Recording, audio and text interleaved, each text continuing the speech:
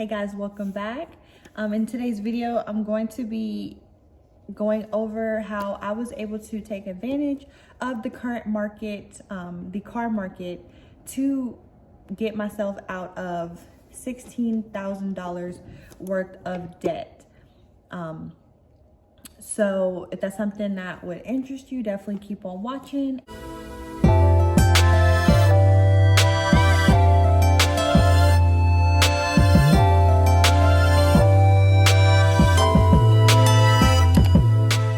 Okay, so the first thing I kind of need to go over would be the current, that's not right. All right, so if you're not aware, there has been, I think, a shortage on cars, or I mean, everything is kind of inflated right now anyway, but I think there was a shortage on cars, which is making the car market kind of inflated, and which is increasing car values exponentially, which usually isn't the case. Usually cars depreciate fairly quickly, but right now, with how everything is going in the market, you would be surprised at what you can get for your current vehicles, and what's being offered, because people are selling for higher, they're also buying for higher as well. So knowing that and getting that information from other people that I know and just kind of hearing it around, that was something that I thought maybe could work to my advantage. At the time, I was driving a 2019 Mazda CX-5, I think I had the sport edition, and it was in really good shape. Only had about 40,000 miles on it, and I had just purchased that car September of last year. I wanted an SUV instead of my sedan, so I traded in my Altima and got the Mazda. And at the time when I was looking at selling it, I had about a little over $16,000 that I owed on it still. So that's how much debt I had in my car for my loan that I had acquired.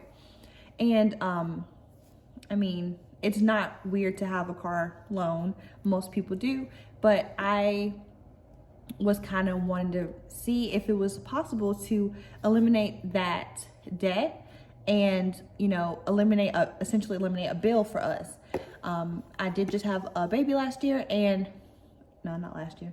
I just had a baby a couple months ago, and I transitioned from full-time work to part-time work. So I was trying to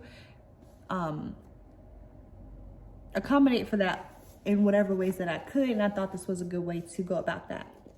So the first step that I took was to kind of see what offers I would be getting for my car. So I first went all the online routes. So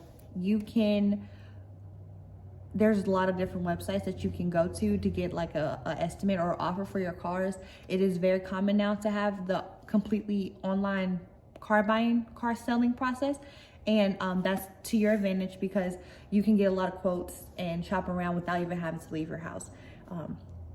So the websites that I checked Carvana, CarMax, Car Gurus, and Kelley Blue Book. Those were the ones that I looked at, and all of those have like online processes where you can do everything online.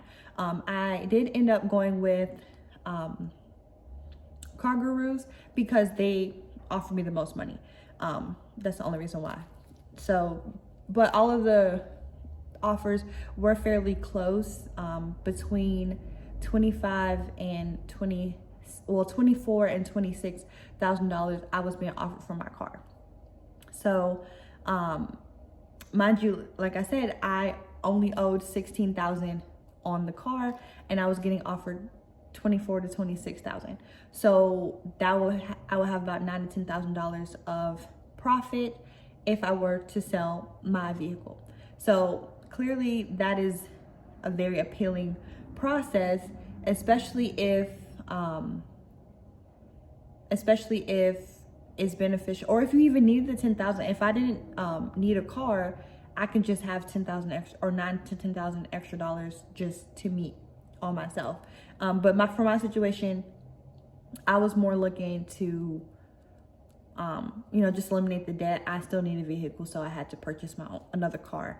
I will also say, if you are going online to these websites, the one that I would not recommend is going to be Kelley Blue Book, because I don't know how it works, but dealerships can get your information from Kelley Blue Book somehow. And once I submitted the offer, to check an offer with them, I was getting calls from all the dealerships in my area, and it was excessive. They were really calling, trying to buy my vehicle from me. And I went to a dealership in person just to see what type of offer they would give me, to see if it would be just easier to do it in person with the dealership versus online with one of these companies.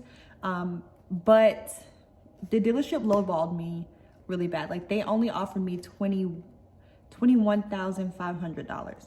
And like I said, I was getting 4,000 or 5,000 more on the offers online. So I, politely declined, but they were very pushy about buying my car. I was getting calls every day. I was even still recently getting calls last week. So I would personally not do that, but it's up to you for sure. And maybe you can get a dealership to give you a fair offer, but I did end up going with Car Gurus. I think I already said that, but yeah, I ended up going with Car Gurus, and the process was very, very easy. So it only takes like 5 minutes to fill everything out online. They're gonna ask you, their mileage, the type of car, and any specs to basically determine the condition of your vehicle. So once you get that, you get an offer, and as long as your car is basically, like, you didn't lie in your inspection, that's the money that you're gonna get. Because I got what they offered me on my email. So how it worked, I went, because after you get your offer, you have so many days that you can take advantage of it, and they send you an email to tell you your next steps. It's going to ask you some more information about if you have a loan. They have to get your loan information, because they have to ensure that your loan is paid off so they can have the title to your car. So you give them your loan information and all that, and they send you, so they can be able to send you the documents that you have to sign. And once you get the documents, they will call you to set up an appointment to come and take your car from your house. And what ended up happening was, they came out on a Monday. The woman looked at the car. She took a lot of pictures. She checked the odometer. She checked the inside. She did everything, basically just verifying the information that I provided. And I gave her my keys. She gave me the license plates, and I signed the bill of sale, like on the little, actually on my phone. They sent me email. I signed the bill of sale, and the sale was complete.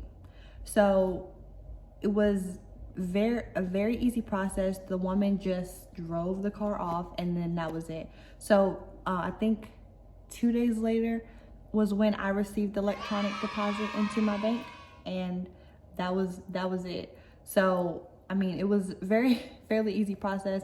And like I said, because I do need to have a vehicle of my own, we specifically needed an SUV. The only downside to doing this is because everything is inflated.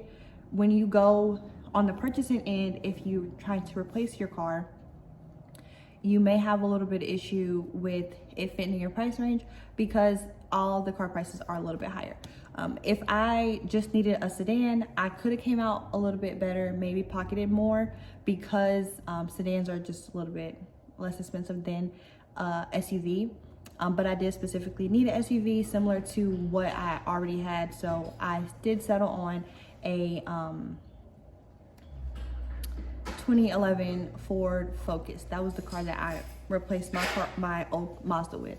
And basically it was an even wash for the most part, and I didn't, you know, lose anything on that. Some people are using the current market in a different way, selling their car or trading in their car will have a higher value.